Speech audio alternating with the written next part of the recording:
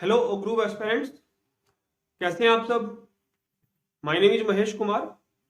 और जैसे कि आप सबको पता है कि एग्जाम की डेट नजदीक आ चुकी है। 29 जनवरी को एग्जाम है और एडमिट कार्ड भी रिलीज हो गए हैं। सबके सब एडमिट कार्ड डाउनलोड कर लीजिए। उसके अंदर जो इंस्ट्रक्शन दी हुई हैं कि बच्चों को ज्योमेट्री बॉक्स लेके जाना है, पेन लेके जाना है, पेंसिल लेके जानी है, कार्डबोर्ड लेके जाना है, ठीक है, वो सब इंस्ट्रक्शन पढ़ लीजिए। कोविड की इंस्ट्रक्शन है, ठीक है, वो सारे उस पे पेरेंट्स के साइन होने हैं और बच्चे के साइन न्यूज लेटर के सामने होने हैं। तो ये सारी चीजें बच्चे को सिखा के और जो भी फॉर्मेलिटी एग्जामिनेशन सेंटर में जाने से पहले है उनको आप कंप्लीट कर लीजिए, सो दैट की कोई इश्यू ना आए, ठीक है। और अगली बात जो ये है कि हमेशा अपने बच्चे को सिखाएं कि अपना टारगेट हमेशा ऊंचा रखें। इंडिया के अंदर कहीं पर भी, मतलब जैसे कि पुराने जमाने में भी दो तरह की समुदाय होता है। एक होता है राजा, एक होता है प्रजा, ठीक है। प्रजा हम ऑलरेडी है, प्रजा का कोई इशू है ही नहीं, हम कुछ भी नहीं करेंगे, प्रजा हम रहेंगे। लेकिन अब हमारा टारगेट क्या होना चाहिए? हमारा टारगेट होना चाहिए राजा का, ठीक है। टारगेट कौन सा होना चाहिए? राजा का। भारत के अंदर तीन तरह के राजा हैं। पहला राजा पीएम, प्राइम मिनिस्टर। दूसरा राजा सीएम, चीफ मिनिस्टर। और तीसरा राजा डीएम, डिस्ट्रिक्ट मजिस्ट्रेट। पीएम किसका राजा है? देश का राजा है। पीएम पूरे देश का राजा है। सीएम स्टेट का राजा है। डिस्ट्रिक्ट मजिस्ट्रेट एक डिस्ट्रिक्ट का राजा है। इसमें से अगर हम पीएम और सीएम की बात करें, अगर हम पीएम और सीएम की बात करें, उसके लिए क्या करना पड़ता है? इलेक्शन लड़ना पड़ता है, आपको रैलियां निकालनी पड़ेंगी, लोगों को कन्विंस करना पड़ेगा, कुछ सच्चे या झूठे वायदे करने पड़ेंगे, ठीक है। फाइनेंशियल भी काफी उसके अंदर स्ट्रोंग होना पड़ेगा, ठीक है। तो वो एक समझ लो डिपार्टमेंट ही अलग है। और वो मैं तो मानता हूँ कि मेरे पास जो बच्चे आ रहे हैं उनमें से नहीं है, और मैं वो कैलिबर दे भी नहीं सकता किसी बच्चों को। तो मेरे पास सिर्फ राजा बनाने का तीसरा ऑप्शन बनता है डीएम, जो कि हम कर सकते हैं। डीएम के लिए कोई फाइनेंशियल कंडीशन की जरूरत नहीं है, टेस्ट पास करना सिर्फ यूपीएससी का, ठीक है। और डीएम बन सकता है। पूरे डिस्ट्रिक्ट का जो राजा है वो डीएम होता है, डिस्ट्रिक्ट मजिस्ट्रेट, जिसको मतलब कई जगह कलेक्टर होता है, कई जगह डिप्टी कमिश्नर होता है, वो बात है। मतलब कहने का मतलब ये है कि लेवल को हाई रखना, वो सोच हमारी हाई होनी चाहिए, एटीट्यूड हमारा हाई होना चाहिए, प्रिपरेशन हमारी हाई होनी चाहिए। हमें नॉर्मल बच्चों से अलग अपने बच्चे को बनाना, तभी वो वहां तक जाएगा। बच्चा अभी छोटा है, क्लास 2 में है, क्लास 3 प्रिपेयर कर रहा है, स्टार्टिंग स्टेज है। अभी से हम बच्चों को ये चीज सिखाएंगे, बच्चा जाते जाते बहुत कुछ सीख जाएगा। 10-12 तक जाते जाते बहुत कुछ सीख जाएगा, ठीक है। और खास तौर पे मैंने काफी सारे स्कूल स्टडी किए, ओग्रो स्कूल स्टडी किया, सैनिक स्कूल स्टडी किया, मिलिट्री स्कूल स्टडी किया, आरएमसी स्टडी किया। मतलब जो ओग्रो स्कूल की प्रिपरेशन कर रहा है बच्चा, जो मिलिट्री स्कूल की प्रिपरेशन कर रहा है बच्चा, और जो आरएमसी देहरादून की प्रिपरेशन कर रहा है, मतलब उसका माइंडसेट क्या हो जाता है, जबरदस्त। तो ये प्रिपरेशन जो है कॉम्पिटेटिव एग्जाम्स का, ये बच्चे को बना के रखना है हमें, ठीक है। टेस्ट दिलाएं ना दिलाएं, प्रिपरेशन जरूर करानी है, राइट। प्रिपरेशन नहीं छोड़नी बिल्कुल भी। तो अभी 29 को एग्जाम, 2-3 दिन बचे हुए हैं। मॉक टेस्ट हम कर रहे हैं। एक हमने इंग्लिश का मॉक टेस्ट कर लिया 30 मार्क्स का, मैथमेटिक्स का मॉक टेस्ट कर लिया हमने 30 मार्क्स का। आज हम करते हैं सोशल साइंस का 20 मार्क्स का मॉक टेस्ट, ठीक है। मॉक टेस्ट ये क्या है कि स्पेशल मैंने खुद अपने हाथों से लिखे हैं, खुद से क्वेश्चन बना के, हो सकता है एग्जाम में आए ना आए, बट थोड़ा रेफरेंस लिया पिछले 2 साल के क्वेश्चन पेपर का, उससे पहले का नहीं लिया, क्योंकि इससे पहले पैटर्न जो था वो 150 मार्क्स का था। अब लास्ट के 2 साल से पैटर्न चेंज हुआ, 100 मार्क्स का हुआ, 4 सेक्शन आए हैं। तो उसी पैटर्न को फॉलो करते हुए, उन्हीं क्वेश्चंस की टाइप को फॉलो करते हुए ये हमने डिजाइन किया पेपर, खुद से डिजाइन किया हुआ, ठीक है। तो आइए शुरू करते हैं सोशल साइंस का mock test. Question number 1, question number 1 का ए पार्ट है, the nearest planet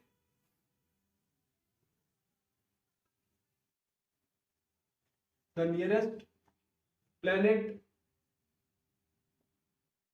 nearest planet to the sun is dash, ठीक है। कि जो सन का जो नियरेस्ट प्लैनेट है, देखो सोलर सिस्टम में से क्वेश्चन जरूर आए, सोलर सिस्टम का जो टॉपिक है ना उसमें से क्वेश्चन जरूर आएगा, 101% आएगा। क्योंकि काफी टाइम, मतलब पिछले 10 साल के मैं उठा के देखो तो कम से कम भी 7 से 8 बार तो सोलर सिस्टम में से क्वेश्चन जरूर आया। लार्जेस्ट प्लेनेट कौन सा है, सन के नियरेस्ट कौन सा है, जो अर्थ मूव करती है वो उस पाथ को क्या बोलते हैं। और एक क्वेश्चन वो आया नहीं है, वो आ सकता है कि जो जिस इमेजिनरी लाइन के अराउंड अर्थ रोटेट करती है उसको क्या बोलते हैं, ठीक है, एक्सिस बोलते हैं उसको। तो इसमें the nearest planet to the sun is dash, answer आ जाएगा इसके अंदर मरकरी। उसके बाद बी पार्ट है, the national bird of India is, the national bird of India is dash. ये आपका उस टाइप का क्वेश्चन होगा कि जिसको हर बच्चा सोल्व कर ले। नेशनल बर्ड सबने याद रखा है, पिको सब बच्चे लिख के आएंगे नेशनल बर्ड। इन जैसे क्वेश्चन पे कंपटीशन बनता ही नहीं है, नहीं जो जैसे क्वेश्चन पे जो आपका सिलेक्शन का जो क्राइटेरिया वो चेंज होता है। जो हाई लेवल के क्वेश्चन है कि जिसको कुछ ही बच्चे सोल्व कर पाते हैं, तो फिर उन्हीं बच्चों का सिलेक्शन होता है। ठीक है, ये जो क्वेश्चन मैं आपको बता था कि जो क्वेश्चन नहीं आया वो आ सकता है। क्वेश्चन है the earth spins about the earth spins about an imaginary line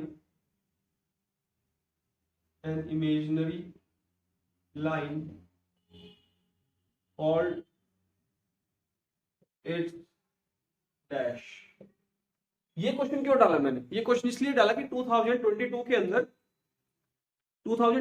अंदर एक क्वेश्चन आया था कि जो अर्थ है वो सन के अराउंड मूव करती है, तो जिस पाथ में वो मूव करती है उस पाथ को क्या बोलते हैं। ठीक है, ये जो क्वेश्चन है ना, ये क्वेश्चन क्लास 2 की किसी भी बुक के अंदर नहीं है। मैंने 2-3 बुक रीड करी है क्लास 2 की, तो किसी भी बुक में ये नहीं है। क्लास 2 के अंदर जो सोलर सिस्टम दिया हुआ है उसके अंदर सिर्फ प्लैनेट्स के नाम आ गए, लार्जेस्ट प्लैनेट आ गया, नियरेस्ट टू द प्लैनेट आ गया, वो आ गया, लेकिन ये क्वेश्चन नहीं आया। ये क्वेश्चन लगभग जाके आएगा क्लास 4 में। ठीक है, बट पिछले साल 2022 में ये क्वेश्चन ग्रुप स्कूल के एग्जाम में आया कि जो अर्थ है सन के अराउंड जब रोटेट करती है तो उस पाथ को क्या बोलते हैं? उस पाथ को बोलते हैं ऑर्बिट। तो अगर ये क्वेश्चन आ सकता है तो रोटेशन तो अर्थ की अपने एक्सिस के अराउंड भी है, मतलब अर्थ क्या है कि वो खुद भी रोटेट करती है और सन के चारों तरफ भी रोटेट करती है। ठीक है, तो इसका ना आप एक काम करना, यूट्यूब से वीडियो है, 3D वीडियो, एनिमेटेड वीडियो है सोलर सिस्टम की, उसमें अर्थ सन के चारों तरफ रोटेट भी हो रही है और अपने एक्सिस पे भी रोटेट हो रही है। वो वाली वीडियो बच्चे को दिखाना कि देखो बेटे, जो आपकी अर्थ है ना वो अपने एक्सिस पे भी रोटेट करती है और सन के चारों तरफ भी रोटेट करती है। तो जो सन के चारों तरफ रोटेट करती है उसको बोलते हैं ऑर्बिट, और जिस इमेजिनरी लाइन के अराउंड वो अपने एक्सिस पे रोटेट करती है उसको बोलते हैं AXIS। तो ये क्वेश्चन मैंने इसलिए डाला कि ये ऑर्बिट के नियर बाय है। ऑर्बिट कौन सा है? सन के चारों तरफ का पाथ, और एक्सिस कौन सा है कि जिसके अराउंड अर्थ रोटेट करती है। उसके बाद डी पार्ट है, always keep to your dash side when you are riding a cycle. कि जब आप साइकिल चला रहे हो तो आपको कौन सी साइड में रहना चाहिए। देखिए, साइकिल चलाओ, ट्रक चलाओ, बस चलाओ, पैदल जाओ, इंडिया के अंदर एक ही रूल है कि ट्रैफिक रूल के अंदर आपको लेफ्ट साइड में चलना है। ठीक है, तो राइडिंग अ साइकिल ऐसे ही डाला, इसका आंसर क्या बनेगा? Left side. बच्चों को समझा देना कि साइकिल की जगह अगर बस ट्रक भी आ गया तब भी लेफ्ट ही लिखना, सिर्फ साइकिल के लिए लेफ्ट नहीं है। ठीक है, तो ये इसका डी पार्ट था। उसके बाद ई पार्ट है,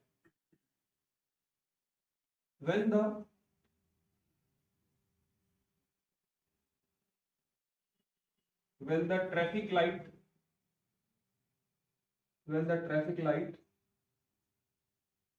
changes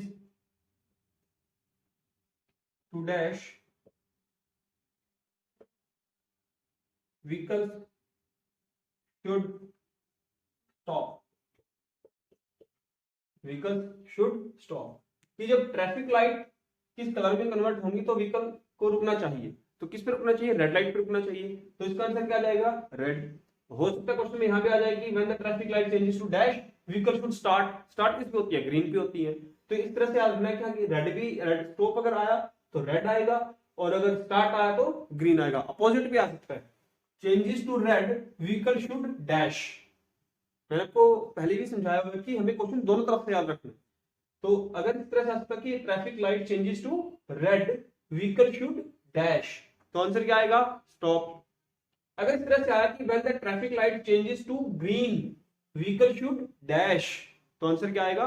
स्टार्ट। ठीक है, तो ये क्वेश्चन नंबर 1 था, 5 पार्ट थे इसके, तो इसको स्क्रीनशॉट ले लीजिए इसका, फिर हम क्वेश्चन नंबर 2 पे चलते हैं। 5 मार्क्स का क्वेश्चन है ये।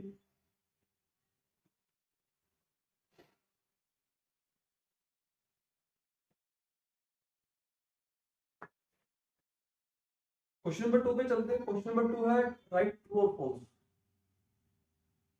राइट ट्रू और फॉल्स, ट्रू और फॉल्स बताना है। पहली स्टेटमेंट है, an adult human body, an adult human body has 500 bones, 500 bones की अडल्ट ह्यूमन बॉडी के अंदर 500 बोन्स होती है। तो ये स्टेटमेंट आपकी फॉल्स है, क्योंकि जो अडल्ट ह्यूमन बॉडी होती है उसके अंदर 206 बोन्स होती है और 480 मसल्स होती है। ठीक है, तो दो वैल्यू है ये, 206 हड्डी होती है, 480 मांसपेशी होती है, तो 206 बोन्स और 480 अडल्ट। ठीक है, तो ये स्टेटमेंट है फॉल्स। सेकंड इसके अंदर है, largest planet, largest planet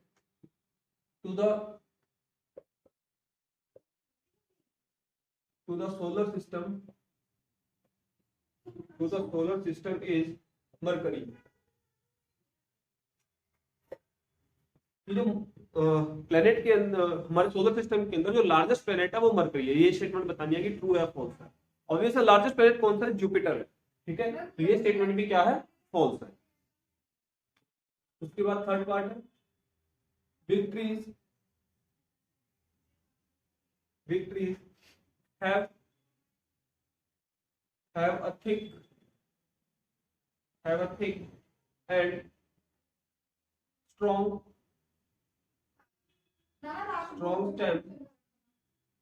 stem called trunk। ये जो क्वेश्चन है, ये क्वेश्चन आपका बच्चे की ईवीएस की उस चैप्टर में से है जिसमें climber, creeper, trees, herb, sharp, वो वाला चैप्टर जो है उसके अंदर से है। तो उसमें बोला कि बिग ट्रीज जो होते हैं उनकी थिक और स्ट्रॉन्ग स्टेम, मतलब तना होता है जिसको हम ट्रंक बोलते हैं। ठीक है, तो ये स्टेटमेंट है ट्रू है कि जो बड़े पेड़ होते हैं, पीपल का पेड़ हो गया, बरगद का हो गया, उनकी जो स्टेम होती है, तना होता है, वो मोटा भी होता है, स्ट्रॉन्ग भी होता है, उसको हम ट्रंक बोलते हैं। उसके बाद फोर्थ है,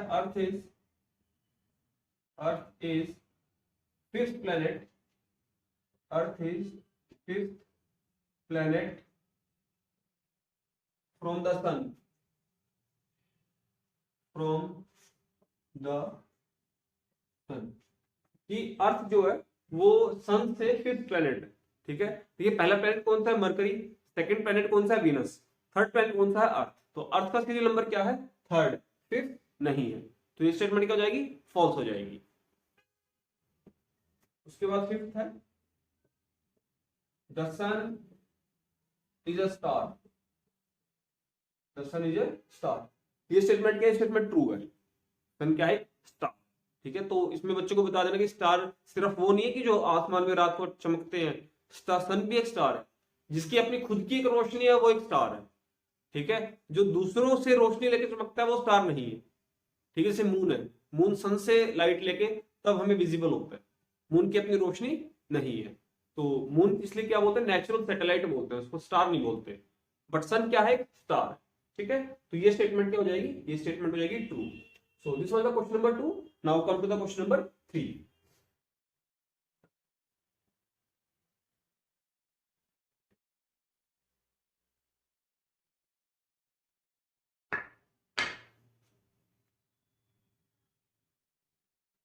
पिछले 2 साल से सिंबल्स के क्वेश्चन बहुत आ रहे हैं, सिंबल्स के, और खास तौर पे अगर मैं सिलेक्ट करूं, ट्रैफिक लाइट के सिंबल्स के क्वेश्चन बहुत आ रहे हैं। ठीक है, जैसे आपके पास पार्किंग का, नो पार्किंग का, स्कूल अहेड का, काफी सारे टाइप के मतलब सिंबल्स के क्वेश्चन जरूर आए, तो सिंबल्स बच्चों को जरूर कराने हैं कि कौन सा सिंबल किसके लिए स्टैंड करता है। तो अगला क्वेश्चन मैंने इसलिए सिंबल्स का ही रखा है, right what these, right what these symbols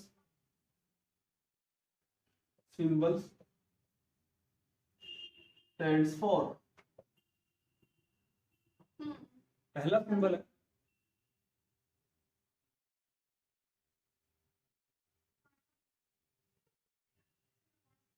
ये सिंबल, ठीक है। ये सिंबल बताने कि ये सिंबल किस चीज का है। देखिए ये सिंबल है वन वे का, इसके अंदर दो एरो है, एक ये एरो एक ये एरो, ये एरो पे क्रॉस लगा, जो लेफ्ट वाला एरो ना इस पे क्या है क्रॉस है, राइट वाले एरो पे क्रॉस नहीं है, वो बिना क्रॉस के, इसका मतलब कि आप इस रास्ते नहीं जा सकते, ये वन वे रास्ता है, एक वन वे है, टू वे नहीं है, ठीक है। तो इसका आंसर क्या आएगा, वन वे। सेकंड है,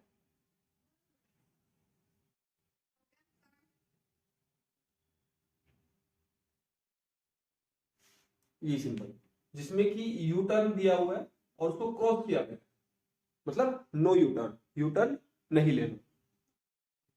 उसके बाद थर्ड है,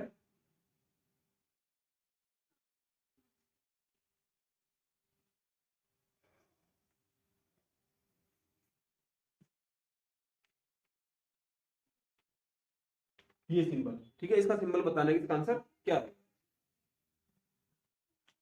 फोर्थ है, एक ट्रायंगल है और इसके अंदर कुछ इस टाइप का है सिंबल,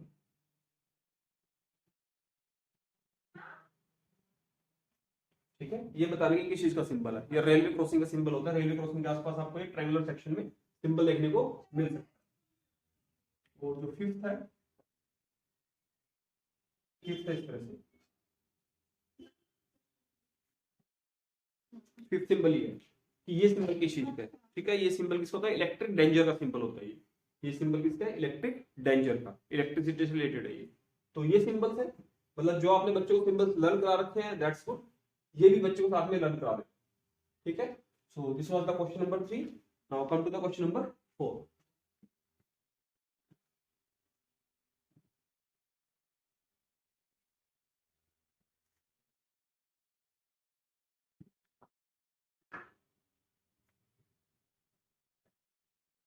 क्वेश्चन नंबर 4 जो है वो होता है पैराग्राफ राइटिंग का, ठीक है। एक क्वेश्चन पैराग्राफ राइटिंग का जरूर आएगा, और खासतौर पे जहां तक मुझे लगता है कि करंट टॉपिक्स पे डाल देते हैं, क्योंकि एक बार मैंने जब क्लास 4 का देखा था, थर्ड का नहीं क्लास 4 का देखा था, उन्होंने कोविड-19 पे पैराग्राफ पूछा हुआ था, कोविड-19 पे 60 to 75 वर्ड्स लिखने थे। तो मुझे लगा कि अभी भी क्रिसमस फेस्टिवल जो है वो गया है 25 दिसंबर को, और 29 जनवरी को एग्जाम है, हो सकता है कि एग्जामिनर क्रिसमस का पैराग्राफ पूछ ले, ठीक है। तो इसलिए मैंने क्रिसमस का पैराग्राफ डाला है। So question is, write a paragraph, write a paragraph on Christmas Day, on Christmas Day between 60 to 75 words, ठीक है। 60 to 75 वर्ड्स, देखिए 60 to 75 वर्ड्स गिन के 10 लाइन्स ही होती है, बट फर्क क्या है मैं बताता हूँ आपको। देखिए पहले जो होता था ना, आज से 2 साल पहले, वो बोलते थे कि right 10 lines on this topic, वो 10 लाइन्स लिखाते थे। अब क्या उन्होंने शुरू कर दिया, पैराग्राफ शुरू कर दिया। 10 लाइन्स में और पैराग्राफ में क्या फर्क है, 10 लाइन्स में आप लिखते थे नंबर 1 पहली लाइन ये, नंबर 2 दूसरी लाइन ये, नंबर 3 तीसरी लाइन ये। पैराग्राफ में क्या होता है, आप सीरियल नंबर नहीं डालते, आपने यहाँ लिखा Christmas is very good festival in India, full stop, अगली लाइन यहां से स्टार्ट हुई। ऐसा नहीं कि अगली जो लाइन है वो नीचे स्टार्ट होगी, नहीं, यहाँ पे फुल स्टॉप लगेगा, अगली लाइन उससे स्टार्ट होगी, Christmas is the festival of Christians, we go to church in the on Christmas day. मतलब इस तरह से वो सारी की सारी क्या है, आप लाइन चलती जाएगी, फुल स्टॉप के बाद नेक्स्ट टू नेक्स्ट लाइन, वो आपकी सीरियल ऑर्डर में नहीं आएगी, ठीक है। ये होता है पैराग्राफ राइटिंग। तो बच्चों को आपने सिर्फ यही समझाना कि 60 to 75 वर्ड्स बच्चे वहां काउंट ना करने बैठ जाए, कि आपको जो दिमाग में स्ट्राइक करे आपने 10 लाइंस लिख देनी है, बट वो सीरियल ऑर्डर में नहीं लिखनी है, बिना सीरियल ऑर्डर के पहली लाइन लिखो, डॉट लगाओ, उससे अगली लाइन स्टार्ट कर दो साथ के साथ, ठीक है। तो ये आपके पास था क्वेश्चन नंबर 4, और 5 मार्क्स का ईच क्वेश्चन है, तो 5 4 20 मार्क्स का आपके पास हो गया सोशल साइंस। तो ये पार्ट था आपका सोशल साइंस का। सोशल साइंस के बाद अब स्टार्ट करते हैं जनरल नॉलेज का, ठीक है। इसका सेक्शन थोड़ा छोटा ही था, तो इसलिए मैंने सोचा कि जनरल नॉलेज का भी सेक्शन जो है वो आज कंप्लीट कर लिया जाए।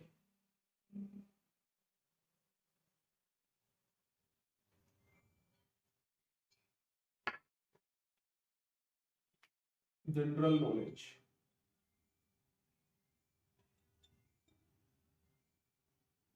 जनरल नॉलेज 20 मार्क्स की जनरल नॉलेज आएगी।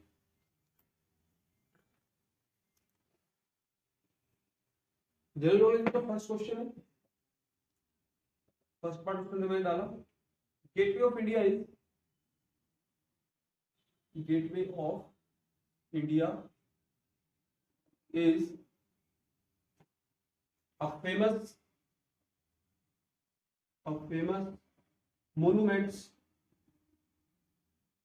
famous monuments of India. It is situated in dash city। देखो इतनी लंबी लाइन उसने, वो सिंपल ये पूछ सकता था कि गेटवे ऑफ इंडिया कहाँ है, और उसने पूरी को पूरी 2 लाइनें बनाई कि बच्चा बस कंफ्यूज ही रहे कि ये क्या लिखा हुआ फेमस मोनूमेंट्स, बच्चा यही आगे रख जाएगा कि मोनूमेंट्स क्या होता है। तो बच्चे को थोड़ा बोला कि ध्यान से क्वेश्चन पढ़े, जो रिलेटेड है उसी का ही आंसर रिप्लाई करना है, यहाँ पर नहीं अटकना ये मोनूमेंट से क्या चीज आ गई हमने देखी। ठीक है, तो गेटवे ऑफ इंडिया से पूछा कि it is situated in which city. Gateway of India कहाँ है? मुंबई।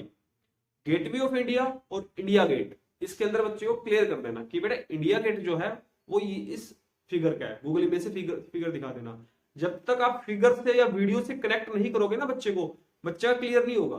तभी मैंने आज आपको बताया कि तो सोलर सिस्टम में जो अर्थ रोटेट कर रही है सन के चारों तरफ और अपनी एक्सिस पे रोटेट कर रही है, वो वाली वीडियो दिखानी है। और दूसरा इस टाइप का कि इंडिया गेट दिल्ली में है, ये ऐसा होता है, गेटवे ऑफ इंडिया मुंबई में है, वो ऐसा होता है। ठीक है, दोनों का कंपैरिजन करके दिखा देंगे। क्वेश्चन में क्या आया, ध्यान से पढ़ना बच्चे ने, गेटवे ऑफ इंडिया की बात चल रही है, गेटवे ऑफ इंडिया कहाँ आएगा? मुंबई सिटी में। Second is national animal of Thailand is dash. National animal of Thailand is dash. ठीक है, तो थाईलैंड के बारे में पूछा तो थाईलैंड का जो नेशनल एनिमल है वो व्हाइट एलिफेंट से है। देखिए ये क्वेश्चन आपको कहां से मिलेंगे, जैसे मैंने आपको बुक लिस्ट की मेरी एक वीडियो है, ठीक है, आप उस पर जाइएगा। बुक लिस्ट की वीडियो में मैंने जब बुक बताई थी जीके की, उसके अंदर क्लास 3 की जीके में सोब्रिकेट्स नाम से एक चैप्टर है। उस चैप्टर में से क्वेश्चन बहुत आते हैं कि शुगर ऑफ बाउल कौन सा है, ठीक है, ब्राजील हो गया। उसी के अंदर है कि आपके पास व्हाइट एलिफेंट किससे रिलेटेड है? थाईलैंड से। व्हाइट एलिफेंट किससे रिलेटेड है? थाईलैंड से। उसमें एक क्वेश्चन आता है land of rising sun, Japan. ठीक है, तो इस तरह के क्वेश्चन इसके अंदर है। तो जो एनिमल से रिलेटेड बात है, अगर हम अब्रोड की बात करें, इंडिया को तो चलो आपको पता है कि नेशनल एनिमल क्या है, नेशनल बर्ड क्या है। अब्रोड की अगर हम बात करें, अब्रोड में कि कंगारू अगर आ जाए, ऑस्ट्रेलिया से रिलेटेड है। ऑस्ट्रेलिया में अगर एनिमल की बात चल रही है तो कंगारू। ठीक है, कीवी की अगर बात आ जाए न्यूजीलैंड। सिंपल कनेक्ट करके रखो। व्हाइट एलिफेंट आ जाए थाईलैंड। ठीक है, तो ये छोटी छोटी चीजें हैं कि बच्चे को कनेक्ट कर दो कि बस कि अगर ऑस्ट्रेलिया जाए kangaroo, kiwi New Zealand, white elephant Thailand. ठीक है, तो इसमें क्या है, national animal of Thailand is dash, answer is white elephant. इसके बाद third part is flying Sikh of India is, flying Sikh of India is dash. Flying Sikh of India is dash. Flying Sikh कौन सा है? ये क्वेश्चन पहले आया हुआ था, उसमें से लिया मैंने, it's answer is Milkha Singh. ठीक है, फ्लाइंग सिख ऑफ इंडिया कौन था? मिल्खा सिंह था। वो एक रनर था, तो सभी उसको इतना तेज दौड़ता था कि सभी उसको फ्लाइंग सिख बोलते थे। First female Indian astronaut, first female Indian astronaut is dash. कि फर्स्ट फीमेल इंडियन एस्ट्रोनॉट कौन सी? देखिए कि मेल जो था, जो इंडिया से गया था, वो कौन था? पहले राकेश शर्मा था। लेकिन जब फीमेल की बात आएगी तो उसमें क्या आएगा? कल्पना चावला। ठीक है, तो आंसर क्या आएगा? Kalpana Chawla. First female Indian astronaut was Kalpana Chawla. उसके बाद fifth is national game of Korea is dash. Korea का नेशनल गेम कौन सा है? ठीक है, कोरिया का नेशनल गेम कौन सा है? ताइक्वांडो। तो ये छोटा चैप्टर ये भी है कि किस गेम का, किस कंट्री का कौन सा, जैसे इंग्लैंड है, इंग्लैंड का नेशनल गेम कौन सा है? क्रिकेट है। इंडिया का नेशनल गेम कौन सा है? हॉकी है। तो कोरिया का नेशनल गेम कौन सा है? ताइक्वांडो है। ठीक है, तो this was the question number 1। It is of 5 marks, it has 5 parts, 1 marks each, so total marks is 5। इसका आप स्क्रीनशॉट ले लीजिए, फिर क्वेश्चन नंबर 2 पर चलते हैं।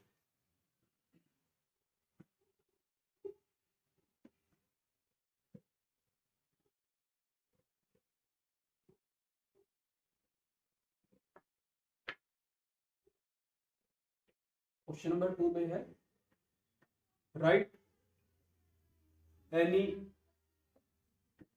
2 examples,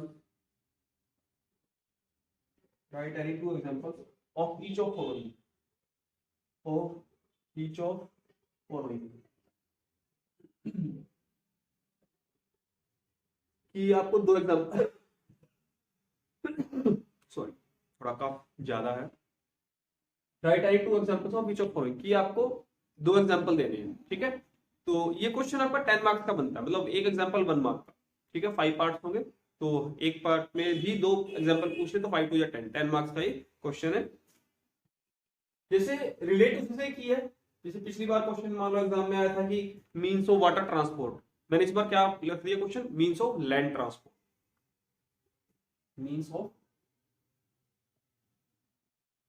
मीन्स ऑफ लैंड, कि लैंड ट्रांसपोर्ट के 2 एग्जाम्पल दो। ठीक है, तो उसका आंसर कुछ भी लिख दे, कार लिख दे, बस लिख दे। Second is body building food. Body building food ये मैंने क्यों डाला? क्योंकि पिछली बार जो एग्जाम में आया था वो आई थिंक आया था एनर्जी गिविंग फूड। ठीक है, एग्जाम में क्या आया था कि एनर्जी गिविंग फूड के 2 एग्जांपल दो, तो मैंने थोड़ा चेंज कर दिया, मैंने उसकी क्या लिख दिया? Body building food. Body building food बताइए कौन सा होगा। उसके बाद third is cotton clothes. Cotton clothes ये भी मैंने उससे रिलेट करके लिखा है। आई थिंक उसमें रेनी का पूछा था या विंटर का पूछा था, एग्जैक्टली भी याद नहीं मेरे को। उस तो इसकी वजह से मैंने यहाँ पे क्या डाला कि कॉटन क्लॉथ के 2 एग्जांपल देने पड़ेंगे। उसमें रेनी क्लॉथ के या विंटर क्लॉथ के एग्जांपल पूछे थे।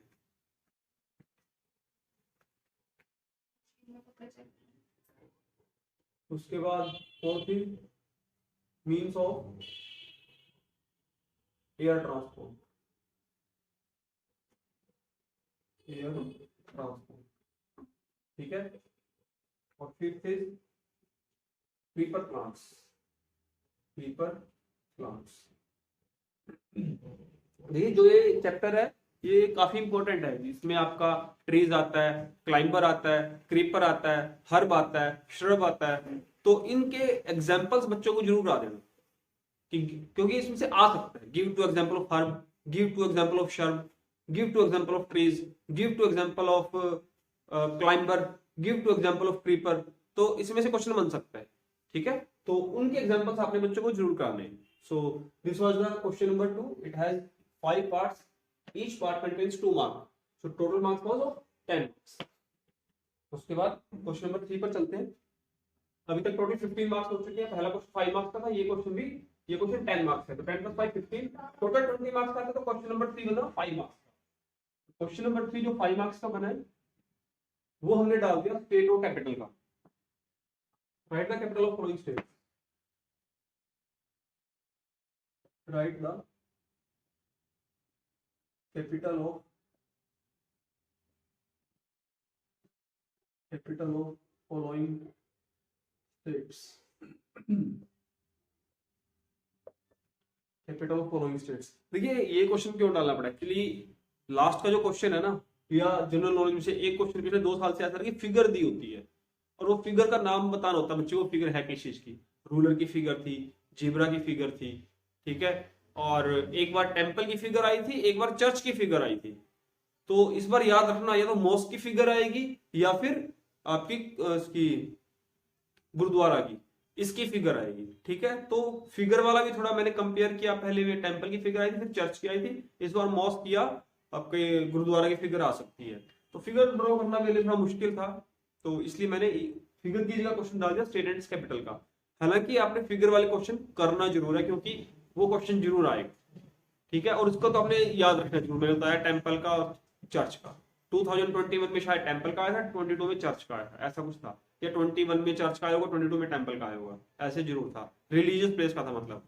तो इस बार भी रिलीजियस प्लेस के आने का चांस है। इस तरह कनेक्ट करके हमें थोड़ा आइडिया, हम अंदाजा कर लगाते हैं कि क्या आएगा एग्जाम में। जहां तक बात है कैपिटल की, स्टेट एंड इट्स कैपिटल की, तो जैसे ही आप एक स्टेट पकड़ते हो तो उसकी कैपिटल, उसका चीफ मिनिस्टर, ठीक है, सारा है फिलहाल अभी नहीं करना, अभी तो सिलेक्टेड जो है, जैसे गुजरात हो गया और हिमाचल प्रदेश हो गया, इनका कर लो, उससे ज्यादा करने की जरूरत नहीं है। बट स्टेट का कैपिटल हो गया, उसका डांस, ठीक है, कि कौन सा डांस है, उसकी लैंग्वेज, तो ये छोटी मोटी चीजें लर्न करा देना बच्चों को। कैपिटल में मैंने सबसे पहले पूछा कि महाराष्ट्र की कैपिटल कौन सी है। महाराष्ट्र, महाराष्ट्र कैपिटल क्या आ जाएगी, मुंबई। सेकंड है वेस्ट बंगाल, वेस्ट बंगाल, वेस्ट बंगाल क्या आ जाएगी, कोलकाता आ जाएगी।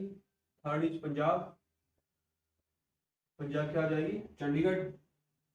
फिर फोर्थ इज मध्य प्रदेश, मध्य प्रदेश की क्या आ जाएगी, भोपाल। और फिर फिफ्थ है तमिलनाडु, तमिलनाडु की आ जाएगी, चेन्नई आ जाएगी। ठीक है, तो ये मॉक टेस्ट पेपर 1 था, आज हमारा कंप्लीट हो चुका है, इसके हमारे चारों सेक्शन कवर अप हो चुके हैं। तो ये आपने जरूर करना है। इसके बाद मॉक टेस्ट पेपर 2 भी करेंगे, और इतना हमारा थोड़ा और नियर आ जाएगा, फिर मैं आपको स्ट्रेटेजी बताऊंगा कि आपने करना क्या है। सैटरडे को शायद मैं स्ट्रेटेजी का एक पार्ट लेके आऊं कि लास्ट वीक स्ट्रेटेजी क्या होनी चाहिए आप लोगों की। ठीक है, तो देखिए जैसे भी आप मॉक टेस्ट करवाते हैं तो इसमें क्या होता है कि जैसे मान लो बच्चे को सारा कुछ पता है, आंसर पता है बच्चे को, गलती कहाँ करता है बच्चा, लिखते टाइम। ठीक है, स्पेलिंग मिस्टेक कर दिया। फॉर एग्जाम्पल यहाँ देख लो, तमिलनाडु की चेन्नई लिखनी है, बच्चे को पता है कि चेन्नई है, बच्चे को पता है, मान लो उससे इंटरव्यू ही पूछ लिया कि what is the capital of Tamil Nadu, वहां आंसर बोल देगा चेन्नई, और वहां ठीक हो जाएगा। बट वहां पे क्वेश्चन पेपर में लिखना है चेन्नई, तो CHENNAI है, बच्चे ने लिख दिया CHENAI, डबल एन की जगह सिंगल एन लगाया, तो वो ठीक होते होते भी गलत हो जाएगा बच्चे का। तो बच्चे को थोड़ा स्पेलिंग पे ज्यादा फोकस करना है कि बेटा जो आप लिखोगे ठीक लिखना है और स्पेलिंग करेक्ट होनी चाहिए। ठीक है, क्योंकि मुझे जहां तक लगता है बच्चे छोटे हैं, स्पेलिंग मिस्टेक ज्यादा करते हैं। ठीक है, तो आपको बच्चे की स्पेलिंग पे भी फोकस करना है कि आपको आता है, आपको ठीक है, लेकिन आप स्पेलिंग पे भी थोड़ा ध्यान रखना। बच्चे ये जो डबल वाली चीज है ना, डबल की सिंगल लगा दिया, सिंगल की डबल लगा दिया, वहां पर बच्चे बहुत गलती करते हैं। ठीक है, तो आपने कोशिश करनी है कि उन गलतियों को बच्चा ना करे। ठीक है, और अगर जितना बच्चे को आता है, बच्चे ने सारा ठीक लिख दिया है, तो होप्स हो कि उसका रिटर्न निकल जाएगा। ठीक है, तो आज के लिए इतना ही करते हैं। All the best for your exam, thank you.